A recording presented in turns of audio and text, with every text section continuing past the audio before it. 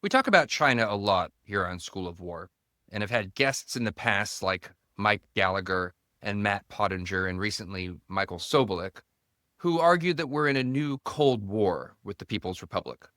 Well, today we welcome a guest, Oren Cass of the organization American Compass, who, while remaining relatively hawkish on China, takes a different view of the strategic competition overall and about what America can realistically bring to bear in that competition.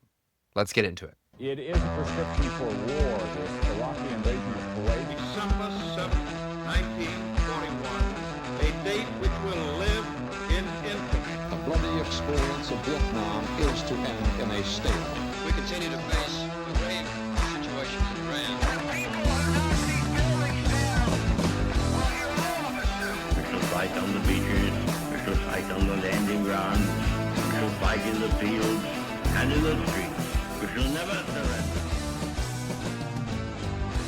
Hi, I'm Aaron McLean. Thanks for joining School of War. I'm delighted to welcome to the show today Oren Cass, the founder and chief economist of American Compass. He's the author of a big deal book from a few years ago called The Once and Future Worker, A Vision for the Renewal of Work in America. He's the author very recently of a piece in Foreign Affairs called A Grand Strategy of Reciprocity, How to Build an Economic and Security Order that Works for America. Oren, welcome to the show. Thank you so much for having me. It's great to see you. So, Oren, as the title of your book suggests, you are known as a thinker about economic matters, American domestic policy, the sort of the future of the American right when it comes to economic policy and the labor markets in particular. Why this project of thinking through American grand strategy as reflected in the Foreign Affairs piece? It's a very fair question. I must confess I've always disliked foreign policy generally. It strikes me as sort of vague and indeterminate. And I always say if people are still arguing 50 years later whether the Vietnam War was a good idea, I'm not sure what we're really supposed to be able to get to ground truth on about something going forward. But, what I've found, certainly over the last year of the Trump administration and really over the last few, is that the domestic economic challenges we have in this country are pretty much inseparable from questions about the U.S. role in the world. And, some of those are quite explicit connections, right? What is our trade policy going to be? What is our relationship to China going to be? But ultimately, I think there are broader questions about sort of what are our alliances going to be? What are our markets going to look like? Who is in versus out as places that American workers should be competing against at all? Who is in versus out as places we should be sourcing natural resources from? Where should supply chains run? And once you're talking about that, then the configuration of your national security commitments, your alliances, and with respect to defense ends up being part of the conversation as well. And so I found that there were more and more pieces of that had to fit in. I was getting more and more questions about those topics as I went around talking about labor and trade and industrial policy. And so it felt like time to try to fit it together and connect it to what you see happening in Washington right now. So you opened the piece with a kind of summary account of American Grand Strategy 1945 to the present. Could you give that summary account? What have we done over the course of the last 80 years now, and what's worked and what hasn't? Well, I think there were two very distinct eras. I think there was the Cold War and the post Cold War. Right, I'm not breaking any particular ground with that. But I think it's important to recognize the way that our strategy shifted from one to the other. I think for some folks, there's an idea that this has all sort of just been a natural continuation of, constructing a liberal world order. And the reality is that the Cold War era, when we had this policy that I would call containment, was quite distinct from the post-Cold War era. In the Cold War era, we recognized that there were essentially friends and adversaries. There were models consistent with and complementary to ours and ones in conflict with ours. And we tried to build a very strong bloc among those on our team, and very much to exclude those who clearly were not on our team, right? I always point out, not even Milton Friedman or Friedrich Hayek was out there saying we should have free trade with the Soviet Union. That was just not a coherent concept. I think what shifted so dramatically, and this is one of my favorite parts of the essay, was kind of going back and looking at the source documents on this stuff, is to see what happened right at the end of the Cold War, because there was very briefly a discussion. Okay, World War II's over, the Cold War is over. Can the United States kind of go back to being the modest republic of the pre-20th century? But that was very quickly overridden by a group that I would say sort of had a quite hubristic worldview that, this is where the phrase "the end of history" comes in. There was this idea that everybody was marching toward liberal democracy, toward open markets, and the U.S. as the unquestioned most powerful country could essentially reign over that indefinitely. And so if you look, you see whether it's the George H.W. Bush administration, then the Clinton administration, there's a very explicit choice made to try to promote a single universal model and actually to accept significant costs for the United States. So, people didn't talk about this on the stump, but economists understood there were real costs to doing free trade in a world where not everybody else is really a free trader. We pretty much explicitly told other countries, don't spend so much on defense. We'd rather do the spending ourselves. And we were supposed to accrue the benefits of that in our power. It was sort of what's good for GM is good for the United States. It's like, as the most powerful country, if the whole world is happy, then we will surely be happy as well.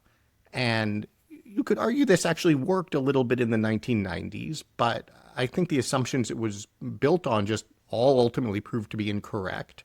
And what we've experienced in this country over the last 25 years is, in a sense, coming to terms with the fact that we made the wrong assumptions, we took the wrong approach, and we bore increasing costs and declining benefits. Talk in particular about the assumptions that were made about China, both in the trade context, but also otherwise, because that's very much the center of your account, and at this point in 2025, kind of the center of all of our accounts of what's happened for the last 25 or so years. Yeah, I think there were two really important things about China. One is it's fascinating to go back and look at sort of how insignificant China was on the world stage in the 1990s. Their GDP per capita, I think it was sort of neck and neck with like the Congos. And so, the idea that within a generation, China was kind of be challenging us for global economic leadership, industrial leadership, technological leadership, I don't think was something anybody took seriously. But perhaps more importantly, everybody assumed that China was moving toward liberalization as well. That, there were signs within China that it was moving in that direction. But more importantly, that it just wouldn't have a choice, that, there was no Soviet Union anymore. There was no Warsaw Pact. There was no other side to be on. And that as everybody was brought into this global trading system, everybody would see the value of conducting oneself that way. And I think a lot of, the rhetoric around, it's funny because this is all happening right in the middle of the internet bubble as well. And the rhetoric around the kind of power of the free and open internet to ensure that at the end of the day, even if China's leaders wanted to remain autocratic, that would simply be impossible, led people to assume that in embracing China and bringing it into the World Trade Organization, in frankly tolerating a lot of its absurdly abusive trade practices, these were all a small price to pay for ultimately converting it into a liberal market democracy with a massive market that U.S. companies would have access to, that U.S. workers could serve, and then also taking it off the playing field as a geopolitical adversary. So that, I think, was the case that was made, what everybody assumed would happen. And the sort of climax of that is welcoming China to WTO in 2000, 2001. You go a few years after that, there's a fascinating interview with Craig Barrett, who is the CEO of Intel. Even in 2004, he's declaring just absolute victory, that, even as we're seeing massive offshoring to China, China is adhering to none of its commitments, the perception was still, this is going to be great. And I think it really wasn't until, I worked for Mitt Romney in 2012. I remember him trying to take on some of these Chinese trade abuses. And even then the reaction being, what are you talking about? That's ridiculous. obviously free trade with China is great. It's not really until you get to the China shock research from David Otter at MIT, the deaths of despair research from Ann Case and Angus Deaton, which is all happening kind of in between the 2012 Romney world and the 2016 Trump world, that people start to admit, in economic terms, this has not worked out. And more broadly, the story that we're telling based on stock market or GDP is just not corresponding to what's actually happening in the country. Yeah, your point about sort of general enthusiasm and sort of techno enthusiasm hits home. I remember very distinctly an experience I had. I was in graduate school at the time, and this is actually just slightly after 9/11. But I remember being invited to a recruiting event by Google, which was very misguided on their part because to this day I don't know anything about computers or anything that would be helpful to them. Nevertheless, I remember this event. I remember this was before Google Earth was a thing. It had not yet been unveiled, but there at the event they had up on big screens what in effect was Google Earth. And I was so blown away by it. I was so amazed. And I remember distinctly thinking to myself, well, how can, the Kim family in North Korea continue its rule when you have technology like this that basically allows anyone with a computer to sort of zoom in and see anything in not exactly real time, but more or less real time anywhere in the earth. It's sort of like I remember being caught up in this general sense that there was a kind of positive leveling and interconnection occurring everywhere. And this is even after 9/11. So sort of a reflection on my naivete as like somebody in their young 20s. But this was kind of everywhere.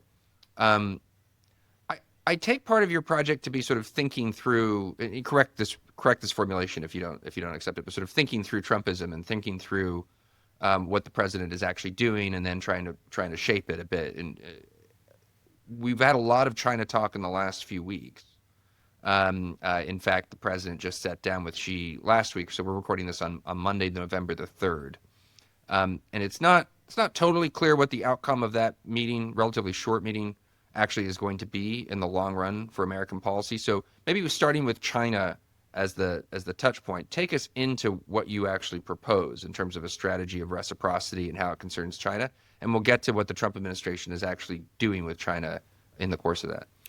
Yeah, I think my view is that, we are returning to a world of spheres. That one thing that was so unique about this post-Cold War era is that we had this idea that everybody was going to go the same direction. There was only going to be one system. Everyone was going to gladly be a part of it.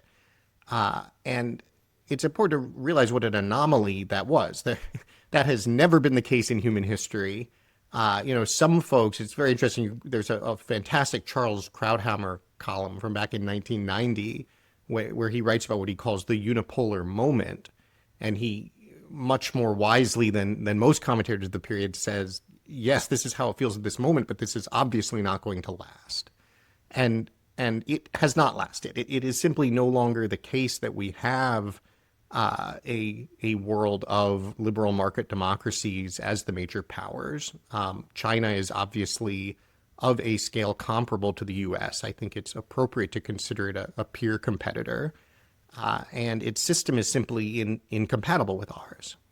Some of that is at the level of values and ambitions and so forth. Some of it is obviously in their political arrangements.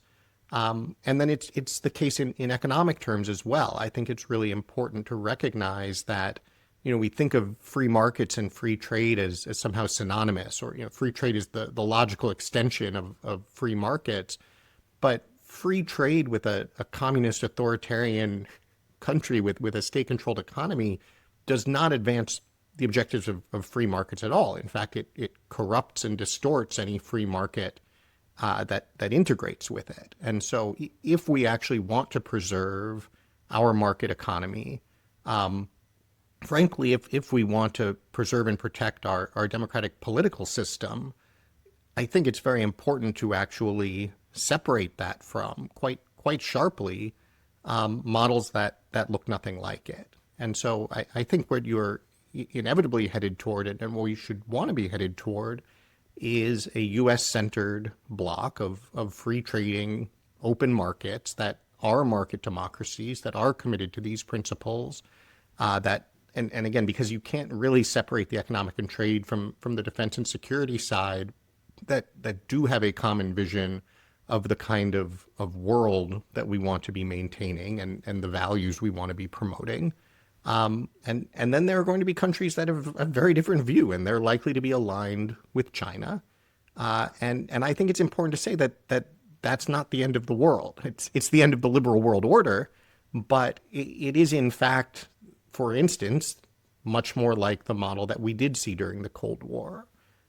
This idea that countries that trade with each other don't go to war is, in fact, frankly, precisely backward. I mean, the world wars broke out against countries that were neighbors and tightly integrated in all sorts of ways. Conversely, the Cold War era was actually much more stable when you're willing to acknowledge the existence of other countries that are going to behave differently and are entitled to their spheres. I think you're actually a lot more likely to land in a position where both sides can live with the arrangement and both sides recognize there's nothing to be gained by trying to disrupt it.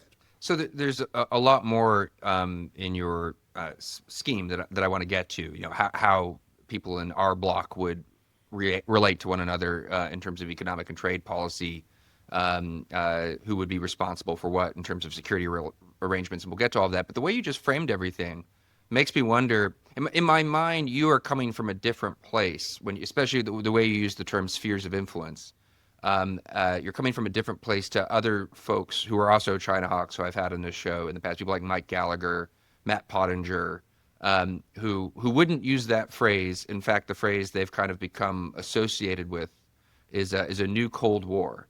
What, if any, is the difference between what you're proposing and the sort of Gallagher, Pottinger, new Cold War way of understanding things? Well, I think the thing about the new Cold War phrasing, I don't object to it. I think there's obviously a lot of overlap in what we're talking about here. The reason it's not my preferred way of talking about it is I think it sort of puts people back into the frame of, well, we're simply going back to that prior model. We're going back to the 1945 to 1989 structure, and there are all sorts of ways in which that's not necessarily going to be the same thing. I think part of the reason we called that a Cold War is because it was, in a sense, a hot war always on the verge of happening. I mean, there was a sense in which people understood the Soviet ambition to be extraordinarily expansionist. There was sort of a real concern that obviously the tanks did roll partway across Europe, and they would roll as far across Europe as they could. You had obviously the massive nuclear weapons buildup and several crises that got very close to a hot war. And it's not clear to me that the U.S.-China relationship needs to be that. There are certainly flashpoints, and Taiwan being the obvious one we could talk about further. But I don't think China presents the same posture that the Soviet Union did, even just in ideological terms, of sort of seeking to establish a global communist empire. I don't think from the U.S. perspective that we necessarily have this same sort of, frankly, set of extraordinarily weak allies around the world that we are going to have to buttress and stand in for. I mean, if you think about the 1950s, 1960s, it was the U.S. or nobody, in a sense. Today, it seems to me that if you're thinking about China's ambitions in the Pacific, Japan and Korea and Australia, they are a perfectly reasonable buttress against that in their own right. If you're thinking about how Russia fits into all of this, is obviously a more complicated question. But if you need to deter Russia and Europe, the EU, if it got its act together, is perfectly capable of doing that in its own right. You don't have this same sort of two countries in existential global struggle. And so, the reason I prefer the sort of spheres of influence description is I think it better describes what each side actually wants. That is, I think it's perfectly reasonable and appropriate for China, which is indisputably a great power, to expect to have a sphere of influence, and inappropriate and implausible for the U.S. to think it's somehow going to deny or prevent that. And conversely, the U.S. should want that for itself as well. Yeah. So we'll come back to the differences because I want to keep teasing them out because I think it's really interesting. But just on this question of the structure of spheres of influence, I want to know how you picture this functioning in 2025. You cited Japan, Korea, South Korea, et cetera, as buttresses to Chinese power in their own right, or certainly capable, should they get their act together. And don't let me put words in your mouth. Feel free to correct me as I go. It strikes me over the years talking to people from various countries about their attitudes towards China that there's a kind of rough rule of thumb that the closer the country is to China, the more serious they take the threat of the Chinese Communist Party because the less they can ignore it. So at this point in 2025, there is a sort of, I think, a much wider awareness than there was 5 or 10 years ago. Nevertheless, if you're Japan and you have the Chinese in your air defense identification zone daily, multiple times daily over disputed islands in the Sea of Japan, or if you are Taiwan, obviously, or if you're the Philippines disputing these various atolls in the South China Sea, like this is a security concern that is just front of mind. You can't get away with it, can't get away from it. Unlike if you're in South America or Europe, where you can kind of tell yourself all sorts of stories about the nature of Chinese power and how you might be able to make accommodations with it in the end. So my question for you about the sphere is, it seems to me our most natural allies who would most want our help and thus most be willing to make whatever kind of accommodations we demand in terms of trade policy and other things you're suggesting in the piece are actually the ones like right up on the line in the tensest possible geopolitical position with China, and the countries where actually it would be kind of hardest to strike the bargain if fear of Chinese power is the main organizing principle, are the ones that are further away. So it's like a weirdly, if I'm right, it's sort of a weirdly shaped sphere. It doesn't look like the 19th century where, we get North America, they get East Asia. Help me understand how you think about this. Yeah, it's a great point that I think the kind of definition of the sphere has to be a little bit different because the relevant dimensions of relationship are a little bit different. I mean, in the 19th century, geography was sort of the only thing that mattered, right? You were kind of just drawing circles on a map. I think in the 21st century, geography is certainly relevant. But at the same time, I always sort of get worried when I hear what I would call the kind of risk board model of grand strategy, right? Where it's like, oh, well, South America is close to North America, therefore X, Y, Z. I mean, there are reasons why that absolutely does matter. There are reasons why that's not the thing that matters most. And so, I think to your point, countries like Korea, like Japan, I mean, Australia, slightly further geographically, but very cognizant of the geopolitical and economic dimensions of the Chinese threat. I think to your point, sort of establish a very useful and hard boundary in a sense, because I think the most relevant dimension, certainly for countries that do have the economic capacity to stand up for themselves to some degree, is going to be the kinds of economic and political systems that countries want to have. Because just as I was describing the ways that the U.S. and Chinese systems are fundamentally incompatible, and I think people are starting to understand that to some extent. To your point, I think a Korea or a Japan understands that to a much greater extent. And so, if you want to maintain your democratic political system, if you want to maintain your market economy, if you want to maintain your civil liberties, et cetera, you simply are not going to accede to participation in a Chinese-led and Chinese-dominated bloc. I think conversely, you could envision a range of developing countries that look at the, quote, offer from China and say, yeah, all things considered, that one probably makes sense to us. And so I think there's certainly a geographic component to it. I think you might have countries in Southeast Asia.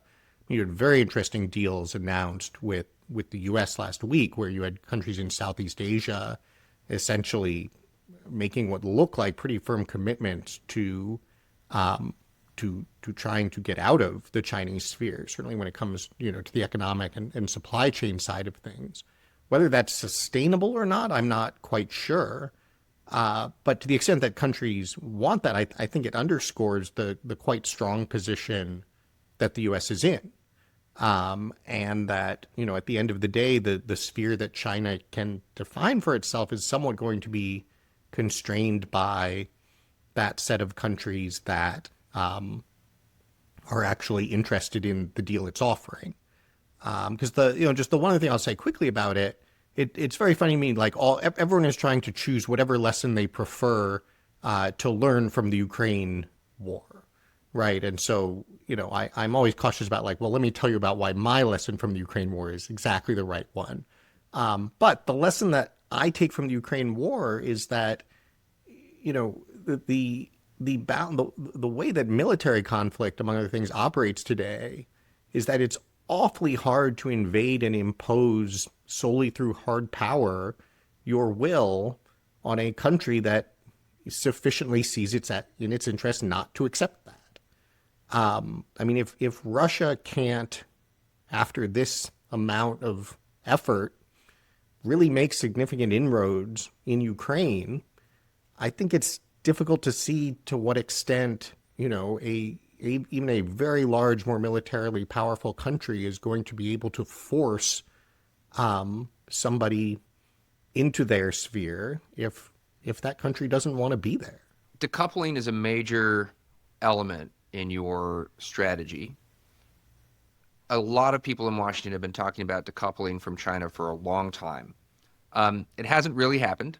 President Trump certainly, through his tariffs, amongst other policies, seems to have taken the boldest strides in a direction that sort of feels like decoupling, but isn't quite the same thing, judging by how many Chinese products I still see all around me in the American economy. And the way you describe your preferred version of it is very dramatic. I'll let you characterize it for yourself, but I read the piece as sort of a call for near total decoupling, not only for us, but amongst those who choose to be in our block or sphere as well. This is, I guess, a place where I personally find myself open to what you're proposing, so long as it's feasible. But I do have a question for you about the feasibility. I mean, as you know, I don't have to explain to you. The reason why we are so economically intertangled with China is a function of not only American policy, but Chinese policy. And that Chinese policy was designed not only with an eye towards economic benefit, though, of course, they do benefit economically from their relationship, but also strategic benefit. That is to say, the Chinese know that they've created a kind of fifth column in the United States in our system of free enterprise amongst any number of, otherwise perfectly well-meaning, some of them. The smaller you go, the more well-meaning I think you are. Businessmen, importers, whatever, who just for whatever reason their business model depends on China. At the higher and larger corporate level, I'm more skeptical of the well-meaningness. But nevertheless, you have a whole intertangled system of various industries with China, which makes it then very hard to execute policies that take a hard line with China. Obviously, the same thing is true to an even greater extent with economies that are closer to China. Like, I can't cite the number off the top of my head, but I'm pretty sure the Taiwanese, say, or the South Korean economies are deeply intertangled with China, even as they face, in Taiwan's case, quite literally existential threats from the PRC. How do you propose, realistically moving in the direction of the kind of decoupling you would like to see? And how would you propose to pay for the costs of it? I appreciate your point about the well-meaningless of folks caught up in this. I think if you sort of draw the line and you get all the way up to, say companies worth more than $5 trillion, the well-meaningness becomes particularly hard to take seriously. But you're absolutely right that there are obviously very high dependencies throughout the economy on China. It is what American policymakers told businesses to go and do for 20 years. I do think on the flip side, though, I would characterize what's going on as actually a significant amount of decoupling underway. And, the distinction I would make is that, at the end of the day, kind of stuff being put on boats and traded back and forth is kind of the least important element of the relationship. If you're talking about sort of outright dependence on critical things, whether it's chips or rare earths and so forth, that's obviously a different story. But if you're talking about stuff that can be sourced from anywhere, but it comes cheaply from China and people have it in their supply chains, I think that's, that would certainly be the last thing to go. And that's frankly the thing that doesn't need to go entirely. I would expect there will be some trade between the US and China. And if it's fairly balanced and if it's in goods and if they're not critical, dependencies, then that's probably okay. I think the most important elements of decoupling, one would be in sort of critical supply chains. And that's a place where I think you see the decoupling absolutely underway, whether it's our affirmative industrial policy on things like chips, on things like rare earths. The wake-up call has certainly gone out, and I think it's something the U.S. political system is actually taking very seriously at this point. And then the other one is just in terms of investment, both direct investment, U.S. companies going and trying to set up shop in China, thinking their future is in China. That's essentially over. I would say the last kind of major effort in that respect was probably when Elon Musk took Tesla to Shanghai in 2017 and got just absolutely pantsed. Interestingly, Elon is now much more of a China hawk as a result. But you just don't see, U.S. companies, again, with the exception of NVIDIA, actually thinking this is where their future is, this is where they should be building, where can they find a JV to transfer technology to. That's pretty much over. To the contrary, you see companies, trying to move activity out, trying to move supply chains out, certainly not building corporate strategy around access to Chinese consumers. And conversely, I think you see the U.S. starting to get a lot more serious about preventing Chinese investment directly into the U.S. economy, right? I think the days of Chinese companies showing up and buying up this and that strategically valuable company or technology are over as well. So, to the extent that those things all proceed, to the extent that, I think the really important thing about the so-called, truce coming out of last week's meeting with Xi, is it keeps the tariffs in place. I mean, 40-50% tariffs on China. Go back a couple of years and imagine anybody saying we're just going to have across the board 40-50% tariffs on China. You're right, people were talking about decoupling, but that was sort of seen as the extreme outer edge of what you might get to. We're already there. We've been there for 6 months. Companies are adapting. If you look at how much is coming in from China, it continues to decline sharply.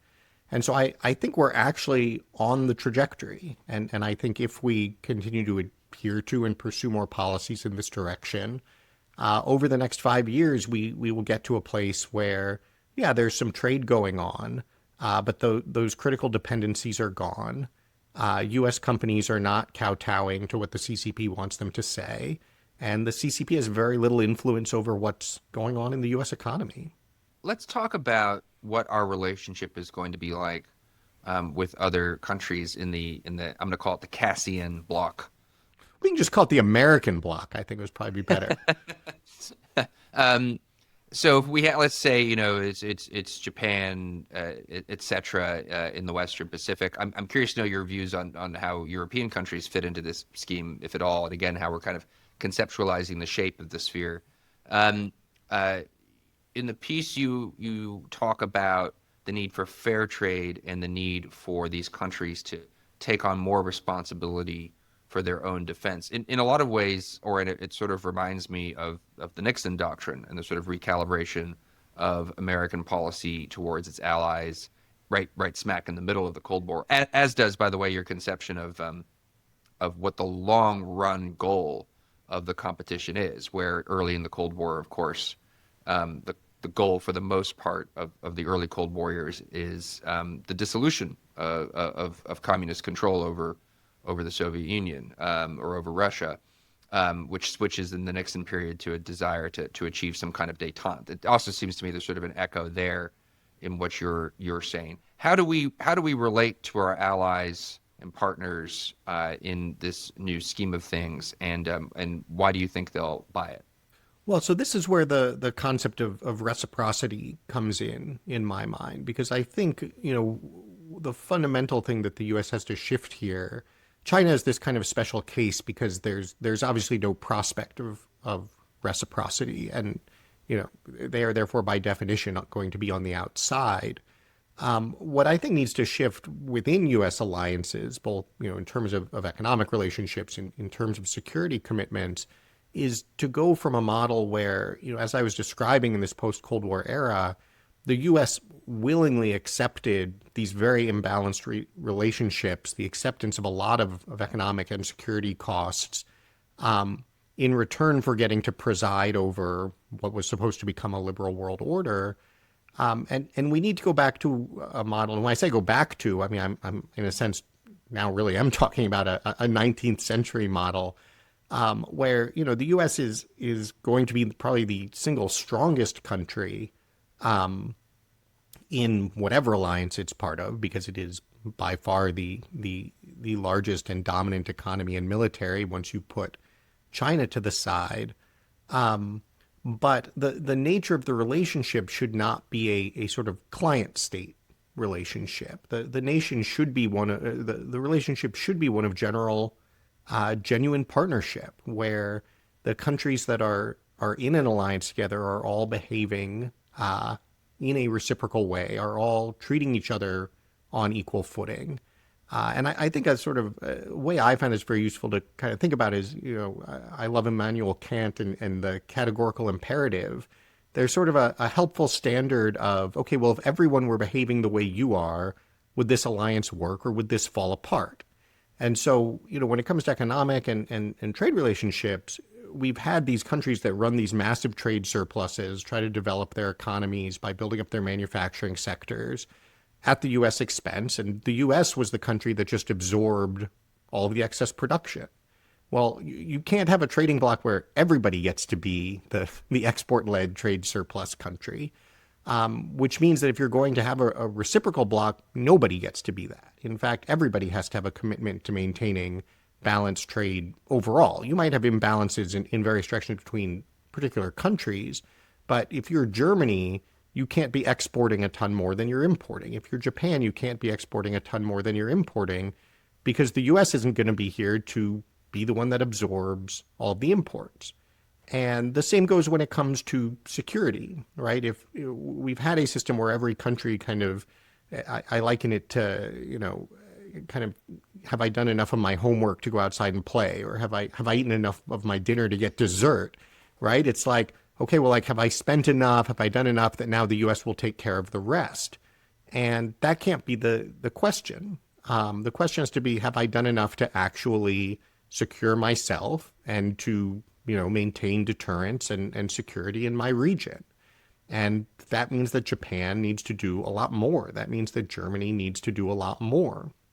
And again, from a reciprocal perspective, this doesn't mean the U.S. is going to sort of close down its own activity and expect everybody else to protect it, right? This doesn't mean the U.S. is going to be the exporter and dominate everybody else's markets. The U.S. has to play its part too, but it should be on the same level with the same expectations as everybody else. And I think that's a much more stable and secure relationship for everybody involved, and certainly one that would have much greater benefits for the U.S. So let me ask you this. The strategy that you propose involves reciprocity between us and our partners and allies. It's not a situation where we're retrenching completely from the world, but nor is it one where we are engaged in pure coercion, sort of Athenian, Delian League. You pay us, the deals are all heavily slanted in our favor. It's a sort of middle ground, as you put it, but it is a tougher ground. It is a tougher approach, both in the demands you propose we make for people in terms of their defense spending. And of course, as you know, I mean, this is a long-standing element of American foreign policy, and people have been complaining about NATO, for example, NATO members not paying what they need to pay since there was a NATO. And to his credit, I actually think President Trump has made more progress on that front than virtually any other American president. That all said, here's my question. Here we are recalibrating our relationship with partners and allies in this scheme of things. We're saying you need to do more for yourself. Also, we need to rejigger these trade arrangements because they're not fair. We need to make them actually fair. We need to make it a two-way street. Fair as that may be, and good as that may be for Americans if it's achieved, it's objectively a tougher deal for them, especially if they're used to, being treated in your phrase as clients.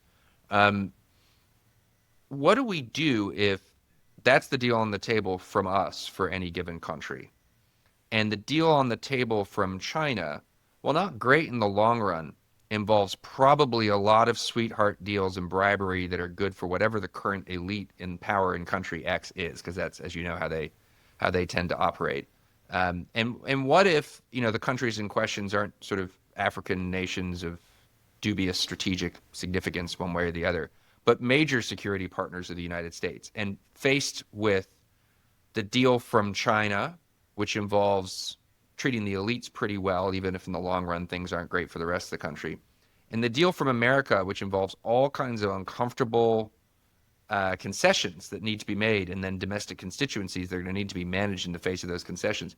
What do we do if it just gets really hard to build the block on these new terms? And do we care? At some point, is the logical consequence of this not working out actually retrenchment? And do you care? Well, I guess I'd say a few things about that. One is I would separate out probably Mexico and Canada from everybody else. I think both the United States needs to be in sort of economic and security partnership with Mexico and Canada. And if we have to do some strong arming to get there, we can and will. But that's also the place where it is most obvious for Canada and Mexico that this makes sense for and is inevitable for them. I mean, I think it's actually very interesting to contrast the two. Mexico probably has responded better than almost anybody else to what the Trump administration has been doing. Mexico's attitude has sort of been like, yeah, we get it. That's fair. That makes sense. Let's figure out a way to make it work. Whereas the Canadians have like run to their fainting couches. But, at some point they'll get up off their fainting couches, and then, it's not clear to me what the alternative for them actually is. And so I think the kind of retrenched baseline that the U.S. should be working from is what is colloquially now being called, Fortress North America.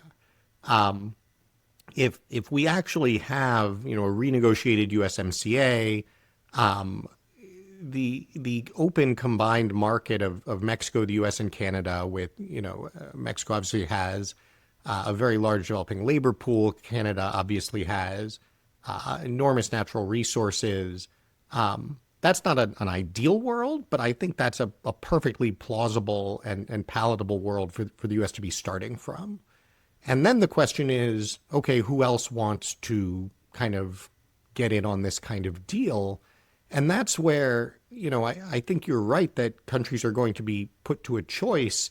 I think it's really important for U.S. policymakers to say, we don't have that much control over the choice that they're going to make, right? If a country would look at what the U.S. is offering and what China might offer and say, we're going to go with China, then so be it. That's not what I want them to do, but that is a country that is essentially a lost cause from the perspective of an actually workable, productive, valuable partnership with the United States. And so, I'm fairly comfortable using a tough but fair offer from the U.S.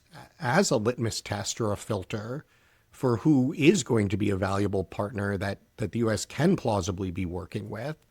And then the last thing to say is that I think the reality is that the U.S. offer is going to be dramatically superior for the set of developed market democracies that, as you said, are kind of the priority here. Because I think it's really important to think about, okay, well, what would China actually offer? I mean, yes, they can outright, bribe, in essence, the elites in other countries. But one thing that we're already seeing, which is so interesting, is that in broader economic terms, they can't offer anything. I mean, they can offer to a developing country all sorts of infrastructure investment and so forth.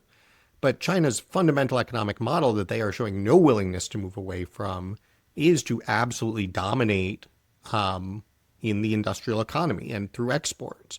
And as the U.S. has started to close some of that off, we're seeing the exports flood into these other markets. I mean, the EU in particular is now dealing with this. The offer from China to the EU is essentially, you let us wipe out your auto industry for starters and replace it with ours. The U.S. offer is like, hey, let's actually have open markets and balanced trade in autos. Like, these aren't sort of comparable offers at all. And I think you see that even more so than when it comes to the defense context. I was on a panel discussion that the Financial Times was hosting. So it was me and a bunch of Europeans. And, they were doing this kind of thing like, oh, I don't know, like if the U.S. pushes us away, maybe China will have a better offer. But then the actual set of things that they were upset about the U.S. on was like, well, the U.S. isn't doing enough to lead in Ukraine. And it's like, well, China is actively funding and equipping the other side in Ukraine. Or like, the U.S. isn't doing enough to commit to the defense of Taiwan. It's like, well, China is literally the country threatening to invade Taiwan. So like, if your concern with the U.S. is that like, well, we're not doing enough in these spheres, the idea that your response would be like, well, we'll just go for the country, that is literally the cause of these problems. It just doesn't make sense. And so I think, as you said, this is a tougher offer. They're right to be bummed out and upset about it. It's fine if they want to sulk about it. I think it's very important that we treat them well and respectfully, and that we do make fair and reciprocal offers and not ones that are extractive and exploitative. But if we do that, then it's hard for me to see us losing any relationships with partners where there actually is any long-term prospect for that partnership. I certainly agree with you that Chinese myopia, or what Edward Lookback once sort of controversially described as Chinese strategic autism, that is to say their inability to read across the table from themselves, continues to be sort of America's best partner in this competition. The Chinese have a habit of alienating countries that with a slightly softer approach they might be able to co-opt. What would the rational Chinese response be to what you're proposing? That is to say, we take this harder line with allies and partners, but objectively, in your account, it's still a better deal. It's just still a better deal. So rationally, they're going to go with the American deal over the Chinese deal. What are the Chinese doing to upend or destabilize or otherwise make trouble in this process as it proceeds? I guess it gets to the more fundamental question of what do the Chinese actually want? And I think this is one of the ways, again, where, the Cold War analogy probably falls a little bit short, because, it's not clear to me that this isn't, in a sense, also the direction that China is headed. One thing that Xi has made very clear is that they are focused on essentially entire self-sufficiency, self-reliance from a kind of economic supply chain perspective, which is part of what's accelerating the decoupling from their side. They don't want to be at all dependent on the U.S. either. They obviously wanted to rapidly industrialize and grow their economy and reach technological leadership. And they are essentially there. And so, I think it is an open question somewhat. Okay, if the U.S. actually gets its act together and isn't going to allow itself to sort of slowly fall under Chinese influence, if we take that as a given, then what does China actually want? I mean, we know China wants Taiwan. Does China actually want to or aspire to dominate Japan in a meaningful way, to dominate the EU? I'm not really sure. So, that's a place where I would say I don't think anyone frankly knows, because I think this is a situation where we are somewhat putting them to a choice as well. One possible outcome would be that they could start to shift their economic strategy. But as you say, thus far, the strategic autism is partly true, but it also seems to me that they quite rationally within their own frame have decided that they don't want to shift this. This is still the model they're going to pursue, and if it ends up focusing more on the developing world, that might be where they focus. Yeah. The Europeans, as ever, disagree amongst themselves on this question. The Japanese, in my conversations over the years, seem increasingly pretty clear amongst themselves that China does want to dominate them. And I guess my biggest concern, or where if there's distance between us, it's probably on this point that to me, a world in which this all goes awry and we actually lose a lot of relationships, and we do have a kind of, say, Fortress America as the unfortunate outcome of the process. And I'm worried about a Chinese-dominated Eurasia with Russia as sort of its junior partner. And so I'm just, you seem to me to be more comfortable with risk, I guess, than I am. Well, it's a good point. I guess I would try to distinguish the sort of normative from the descriptive assessment here, because I think certainly as a normative matter, it makes complete sense to say, that the U.S. needs to have this strong presence at both ends of the Eurasian continent. The thing about the post-45 through, early post-Cold War period is that the U.S. had the capacity to do that. That is, the U.S. could credibly maintain that posture affordably, given its domestic political context, given its economic interests, and just given how much more powerful it was than everybody else in the picture. I think a lot of what's changed is just that the actual world has changed. I don't think it's actually plausible in a world where the EU is not willing to defend itself and would just assume fall under Chinese power, where Japan is not willing to defend itself, would just assume fall under Chinese power. To think that the U.S. for the next 25, 50 years can single-handedly push back against that, I don't think is realistic. I think in a sense that debate is already over. We are not, and I don't think are in a position to actually play a lead role in Ukraine. Frankly, I would say the same thing about Taiwan. And so what concerns me, from a risk perspective, it seems to me actually a lot riskier to maintain what feels to me like something of a paper tiger posture that does promote the continued self-enfeeblement of these allies that actually do need to stand up if the system is going to work. And I would rather put them to the choice now and find out where we stand and hopefully come to a much better outcome, or else prepared to think about a world where we've come to a worse outcome, than proceed on the fiction that it's still the 1990s and the U.S. has the capacity to adopt that kind of posture when I just think it's already over. I don't think we have that posture or could credibly maintain it if push came to shove. And I think our adversaries know that as well. It's over because the Chinese economy is so big? Well, it's over because the combination of the Chinese economy is so big, and its industrial and technological power is increasingly on par with ours, and because our own position has weakened. I mean, our own position, whether you're thinking socially and politically about whether we could even plausibly raise an army or maintain a political commitment to fighting, a land war on one of these places, I just don't think that exists. I mean, we spent, the last 80 years maintaining 40 bases and 80,000 troops in Europe, specifically for, the fear of Russian tanks rolling west. And then Russian tanks rolled west. And it was entirely implausible from day one that we would ever commit a single troop to actually engaging in that conflict.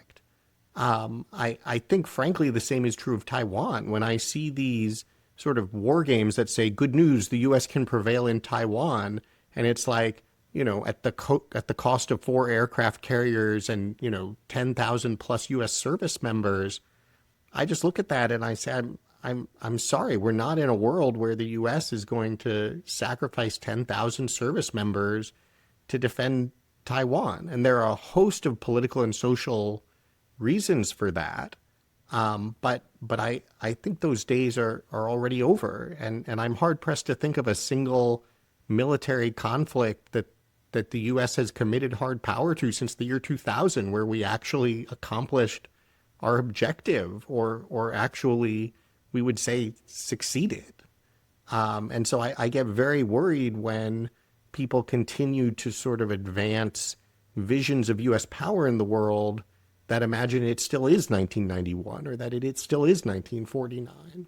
Well, it's obviously not. It's something much more like the Cold War, as I think you correctly point out in the piece. The situation in the 1990s is one of unipolarity. We have here a situation of bipolarity, at least, if not something substantially more complex than that. I'm curious where you think the Trump administration comes down in all of this.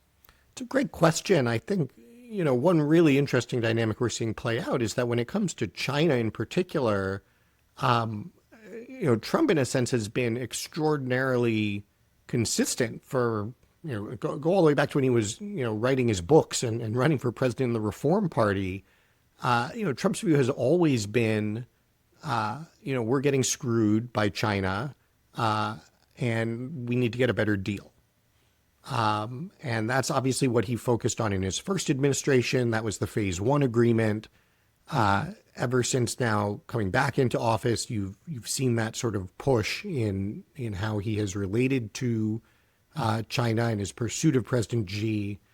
The rest of the world has moved dramatically. To your point about all the talk of decoupling in recent years, Trump's position was a sort of almost out of the Overton window hawkish position in 2015. Today, he's a barely still in the Overton window dove, I think, to some extent, in his desire to still get a deal with China and find a constructive basis to move forward. I think certainly relative to a lot of others in his own administration, he is far to the dovish side.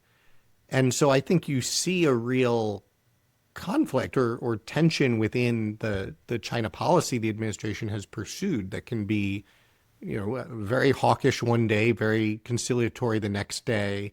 You hear it even in Trump's own rhetoric that, he's still very interested in the idea of direct Chinese investment into the United States. And so, I think that has had a sort of Jekyll and Hyde dynamic to it. I think the moves toward other countries have been a lot clearer in a lot of ways. I think what the administration undertook from day one was to try to reset this set of relationships, make clear that the U.S. was willing to walk away from the table under the old arrangement, to start insisting, certainly balanced trade has been a very clear demand from the beginning. Certainly the higher spending, defense spending has been a very clear demand. Pushing China out of other countries' supply chains has been a very consistent part of these bilateral negotiations. And so, I think that piece of it has actually been generally quite constructive. I think the pieces that we still need if we're going to move forward, one is just a clearer clarity and communication of vision. If these are the U.S. demands, we should be articulating that very clearly and explaining why. Second, I do think we need to have, in a sense, a little bit more sympathy for the position these other countries find themselves in after however many years of us saying we did want them to behave the way they were behaving. And we need to sort of provide a transition path to a new world. And then thirdly, we do have to get clear on China, because the whole thing only works if the U.S. does have a clear, committed approach to China. I get very frustrated, but it's like, well, we don't want to be too clear. The opacity is important for our negotiating position. It's just not true. There are situations where that could be true, but that's not true here. We would be much better served if we did have a very clear position, if we could articulate it clearly to China, more importantly to our allies, and then could move forward on that basis. And I think the USMCA negotiation, which is essentially already underway, is going to be a really important linchpin. If we can make that a model agreement for what we want, we will be moving in a very good direction. If it comes out as a conflicted set of hodgepodges, then I don't know how far forward we will be from where we were. Oren Cass, the piece is called A Grand Strategy of Reciprocity. It's in Foreign Affairs. And I really appreciated the conversation. Thank you so much for coming on the show. This was so much fun. Thanks for having me. This is a Nebulous Media production. Find us wherever you get your podcasts.